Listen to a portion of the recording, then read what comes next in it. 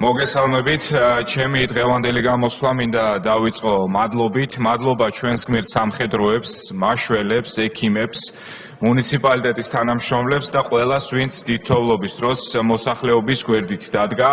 უხმა ნალექმა დასავლეთ საქართველოში სერიოზული პრობლემები შექმნა. პრემიერ-მინისტრის გადაწყვეტილებით შექმნილმა საკოორდინაციო შტაბმა პირველივე საათებიდან მნიშვნელოვანი ღონისძიებები გაატარა. შტაბთან კომუნიკაციით პროცესში აქტიურად ჩაერთნენ ქართული ოცნების ახალგაზრდული ორგანიზაციის წევრებიც და ახლაც ისინი მოქალაქეებს პროდუქტებით ამარაგებენ. ამ დროსაც კი რადიკალურმა ჯგუფებმა დეზინფორმაციისთვის მოიცალეს, რა არ გაავრცელეს, რა არ დაგვაბრალეს, მაგრამ საზოგადოება და სახელმწიფო ამ სტიქიის დროსაც ერთად დადგა.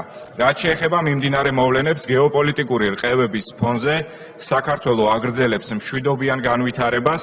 იანვარში რეკორდული 11% და 1/10 ეკონომიკური ზრდა გვაქვს მაშინ, როდესაც საშუალო ევროპული მაჩვენებელი არის მხოლოდ 1%.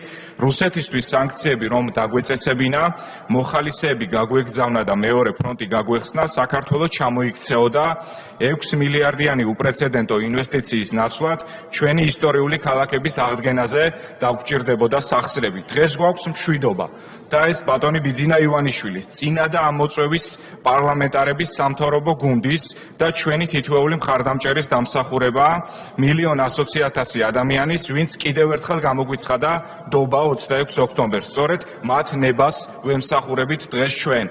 ბოლო 2 თვეში ყველამ კარგად დაინახა, სად იყო და სად არის სიმართლე, ვინ არის საქართველოს ნამდვილი პატრიოტი და ვის მიხავს ჩვენი ქვეყანა ღირსებით ევროპისკენ. უსამართლო დამოკიდებულებები არც ახლა გვიკვირს, არ გვიკვირს არც ორმაგი სტანდარტები, რადგან ვიცით რა არის ამ ყველაფრის მიზანი. დამანგრეველი ომის დაწყებიდან 3 წლის შემდეგაც მშვიდობას უსურვებ ჩვენს მეგობარ უკრაინელ ხალხს. საქართველო კი გააგრძელებს განვითარებას და ვერავინ შეძლებს ჩვენს ამ გზიდან გადაყვანას. დიდი მადლობა.